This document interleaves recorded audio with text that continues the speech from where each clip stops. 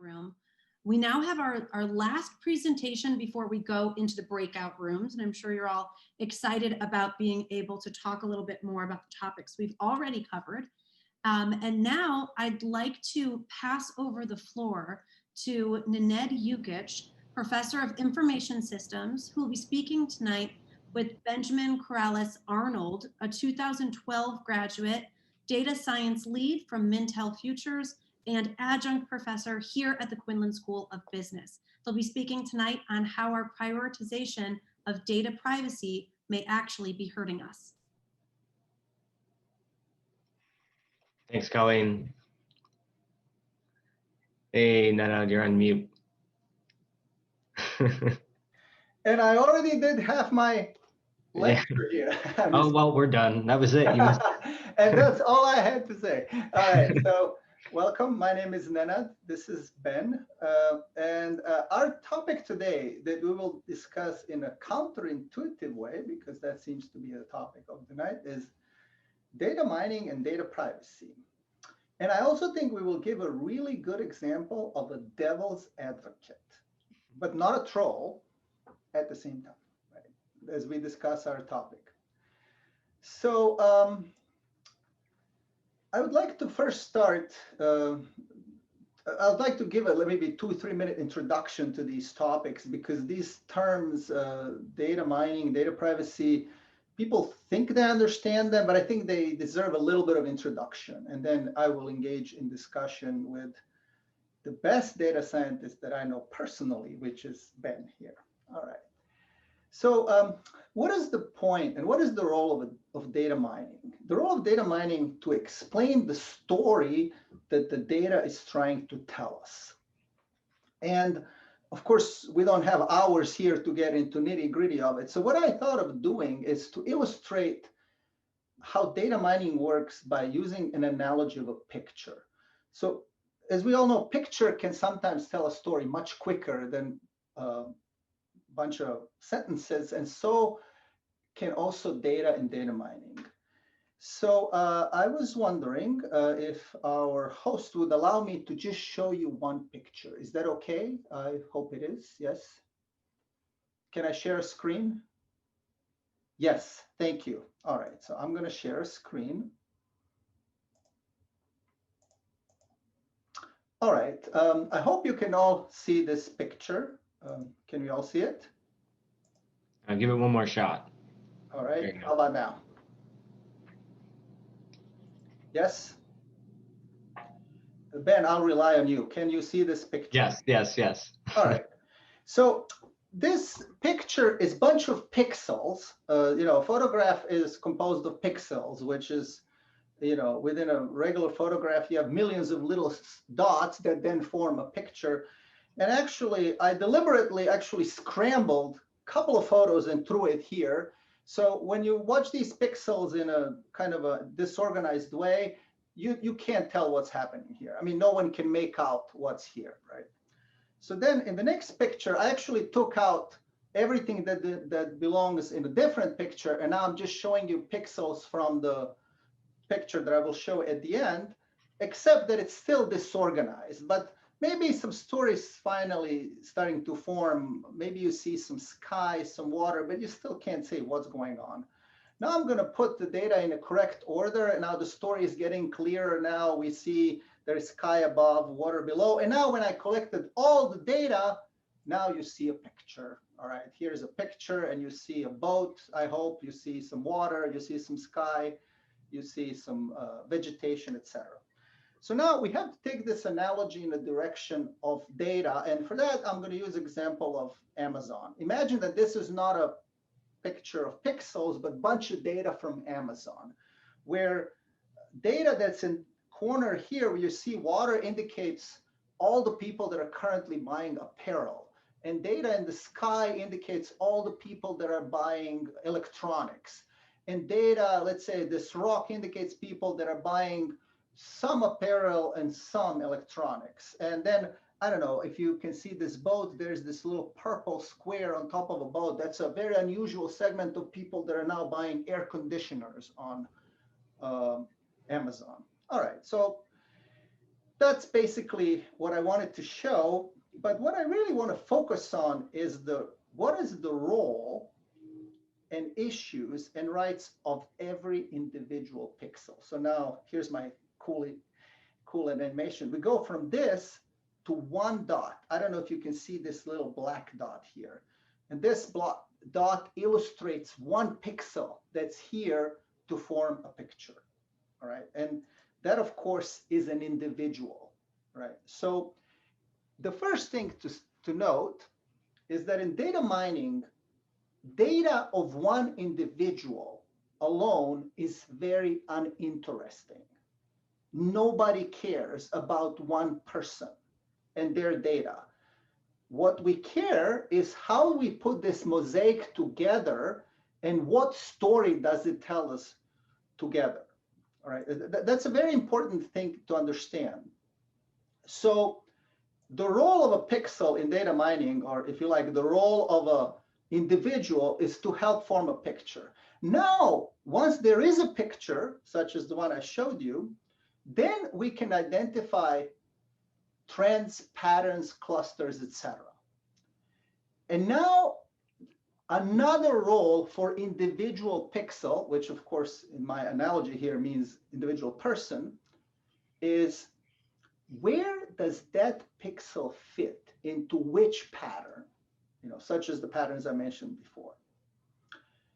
And not only that, but now if we go back to our figure, for example, in our figure, a black dot indicated a boat, which I don't know, let's say those are the people who buy, I don't know, lawnmowers, doesn't matter, right?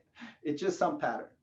Now, if a new dot comes that didn't form the picture, but is of the same color as a pixel that there is no picture, we can assume that it's going to behave the same as the pixel in a figure, and that now allows us to predict future. So we can assume that people fit into patterns that were formed by people who previously were engaged in forming a picture. And so the issue that I want to discuss here with Ben is the privacy of a pixel, right? What rights and benefits does pixel have from its privacy? And really, that really depends on who owns and benefits from the pixel data. Let's talk about Amazon. Who do we think owns the data about purchases on Amazon? Is it the person that did the purchases, or is it Amazon? And of course, the answer is it's Amazon. You don't own anything on Amazon. They own everything. You own the right to be there or not be there, and that's that.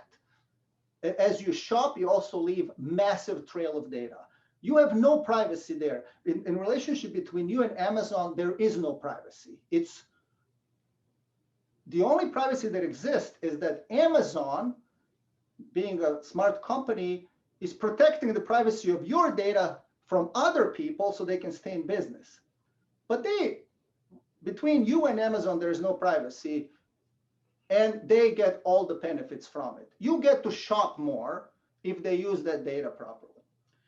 Now, in a non-commercial world, such as, say, healthcare, there's a lot of privacy. None of what I just said is possible, but there's also no benefits to anyone from data sharing. So here's what I invited Ben to discuss here.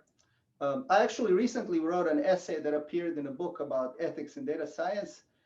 And here's what's bugging me, and I will read you a quote from that essay, and this is what I would like Ben to discuss here with me. We find ourselves today in a world where Amazon can easily use your own data combined with the data of millions of other shoppers to motivate you to buy more stuff. At the same time, your physician is not allowed, enabled, incentivized to benefit from the data science and tell you how your own blood test data, when compared with blood tests of millions of other individuals, may result in an early detection of medical problem that would otherwise be impossible to detect so early with any existing diagnostic methods. Similar examples we can find in areas such as education, urban planning, environmental protection, etc. So, Ben, my question to you is, am I right to be bugged by this state of affairs? Oh, I mean, absolutely. I'm totally passionate about this. And it irks me all the time. It's this and so many other issues that are so related to it. And I love your analogy. I have to back up because I think you covered a lot of ground there. I think the analogy of the photo and the pixel is fantastic. I think you spent maybe 10 years just blowing up my ego, and in 2 minutes you just completely crush it down. You were smaller than one pixel in one image, but no, it absolutely resonates with me, and it's infuriating in a way. I think that these companies, it's not just Amazon, it's every company. You can call it big tech, we can call it big marketing, we can call it whatever we want, but there's so much information that we freely give and provide to them. And the benefit that we get as consumers, supposedly, is better personalization, right? That would be the to play devil's advocate, right? That would be the big marketing company or the big tech company. They're telling us, like, we're using your data to give you more personalized ads so that you get ads that you actually want to see, right? But measure up, and I guess I would bounce this back off of you. Like, to me, the reason why I feel so passionate about this is getting a more targeted advertisement doesn't seem equal to the amount of potential, my own privacy of all my browsing activity, all the purchases that I've made, all of the nitty gritty personal details about myself doesn't seem to add up and equate to the same amount as my doctor, or not necessarily having that same level of information over the efficacy of a certain vaccine with me as an individual that has certain patterns as other people, and having access to that same pool of information. The risk and benefit just doesn't seem to equate to me. Yeah, I agree. So for example, the quintessential example in marketing and retail that perhaps many of you have heard is, when retailers looked for patterns, because again, data mining is pattern recognition. We have to understand, data mining is not picking two things and saying, are they correlated? I mean, if you have that question in mind, you can use statistics and some other method and say, okay, let me see if they are. No, the question is, what are the correlations? What all is correlated? And then when you put data mining onto real rich, huge data sets, you will always find stuff that nobody knew. It is a shocking pattern. You will find a bunch of obvious patterns that but you will find, so quintessential example is that retailers find, I don't know, that people who buy chips buy salsa. Big deal, everyone knows that. But they also found out, which is actually a myth, this is now an example that is a mythical level at this point, people who buy diapers buy beer. Now, nobody knew that. I mean, that was new to retailers who were in retail, for generations, and even they found patterns in their own data that are counterintuitive, and then they were able to do something with it.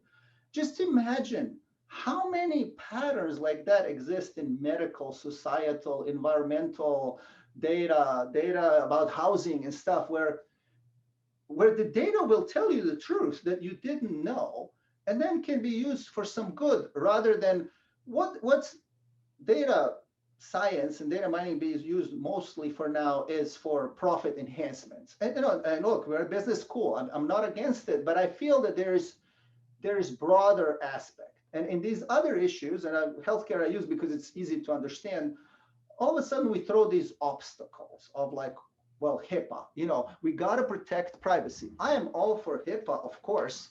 And I'm not saying that we need now to develop, robot doctors who will issue prescriptions purely on data. But I do feel that and I wonder if you agree with me on this, Ben, that this could be a tool that puts spotlight in directions that no doctor would realize. I mean, doctors are not data miners, and I'm certain it would be of help. Same thing with urban planners, with environmental protection agency officers, etc. Yeah, no, I mean, I have 2 points of comment to go off of that. Number one is, it seems odd to me. I'm personal anecdote about myself. I'm going through applying for a mortgage to buy my first house and all of these things. The amount of documents that I've been sending with my social security number, my bank account, my last 3 W-2s, like, it's absurd the amount of information that I'm freely giving to be able to do such a critical thing in my life.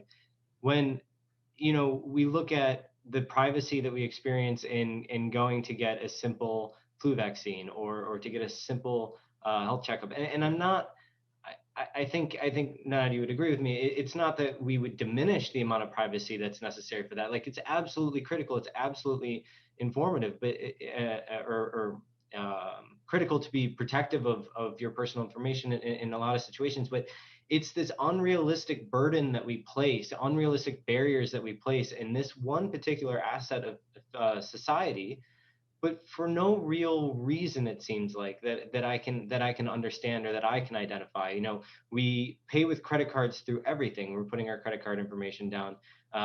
You know, if you applied that same level of fear to your everyday transactions that everyone's been making all of the time, and now more so than ever from home, if you apply that same level of fear that you do with when you go to the doctor's office, it just seems odd to me. Like as an individual, I can't even get my own medical records. I have to jump through so many hoops to do that.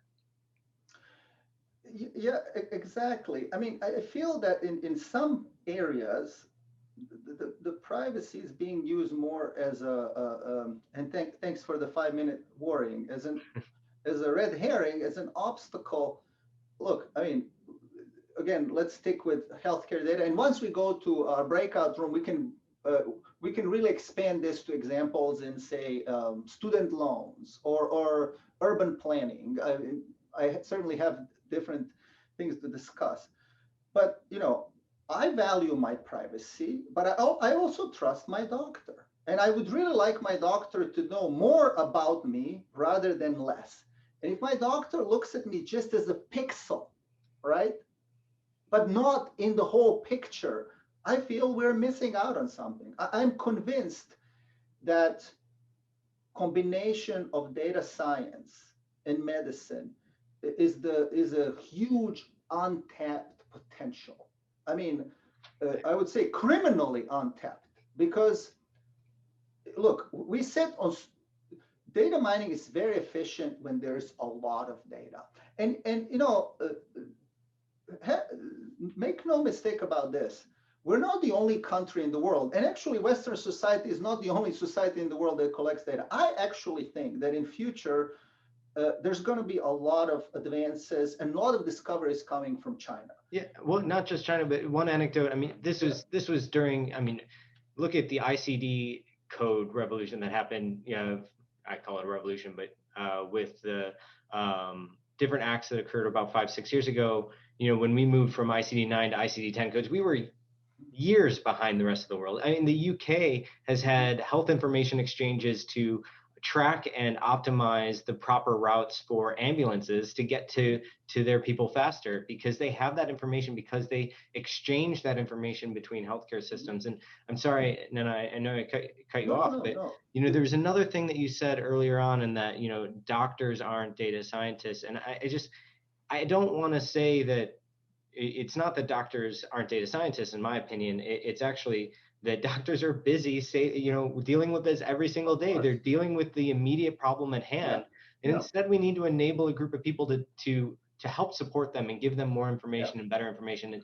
And I think that data mining in general is about, I guess my point here is a lot of the advances that have occurred, at least in my experience, have come through in the open source community. It's come through in competitions. It's come through in the way that I try and lead an analytics and data science team myself, is having that creativity and freedom to explore new ideas and find those patterns and find out what does it mean to be a brown pixel versus a blue pixel and what effects that could have.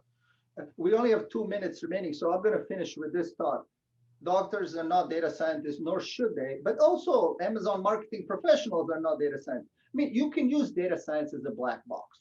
I envision in future, maybe 10, 15, 20 years from now, where of course doctor checks your temperature, of course doctor does your blood test, of course they go to medical school, they know everything. But then in addition to it, they can run your data through a neural network or something, some data mining tool, and say, look, you know what? You'll seem fine to me, but according to this data, you should watch for this, this, and this. And we're going to run a few more tests because the pattern tells us that we should. I actually also think that you could also have massive savings by using this on top of it, where you could say, we shouldn't run these tests because, you know, you're just not in this. It doesn't seem likely that you would be in this area. But anyway, we can continue more of this discussion in our breakout room because I think we're out of time here. Ben and Ed, that was awesome. Thank you so much. Critical things to think about, especially now.